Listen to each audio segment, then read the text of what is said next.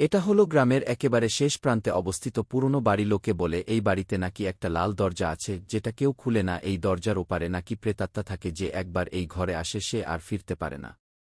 একবার হলো কি? গ্রামের শেষ প্রান্তে যে একটা বাড়ি আছে সেটার ব্যাপারে কি তুই শুনেছিস? হে, শুনেছি ওই বাড়িতে নাকি একটা রহস্যময় লাল দরজা আছে, সেটার ওপারে নাকি ভূতপ্রেত থাকে। আরে ভূত প্রেত বলে আবার কিছু হয় নাকি? আমার মনে হয় ওই লাল দরজার ওপারে অনেক গুপ্তধন সোনা দানা আছে। তাই ভাবছি আমরা দুজনে ওই বাড়িতে যাই। না না, আমার ভয় করে আমি যাব না। তোর তো সব কিছুতেই ভয়। ভাব যদি আমরা ওই গুপ্তধন পেয়ে যাই তাহলে আমরা কত ধনী হয়ে যাব। ঠিক আছে, তুই যখন বলেছিস তাহলে একবার যাওয়া যায়। ঠিক আছে, তাহলে আজ রাতে যাব। তুই ঠিক সময় মতো মাঠে চলে আসিস, তারপরে আমরা দুজনে একসাথে যাব।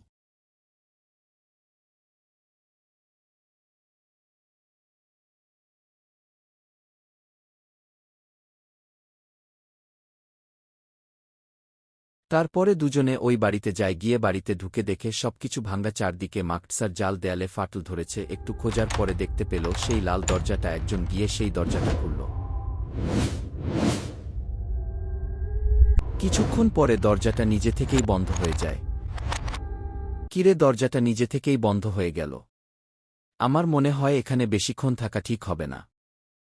আরে দাঁড়া, মনে হয় হাওয়ায় বন্ধ হয়ে গেছে। ভিতরটা বেশ অন্ধকার, কিছুই ঠিক মতো দেখা যাচ্ছিল না। হঠাৎ একটা ছায়া চারপাশে ঘুরতে শুরু করে। তারপরে যখন ওই ছায়াটা যেই কাছে এলো, ওরা দুজনেই ভয় পেয়ে পালিয়ে যায়।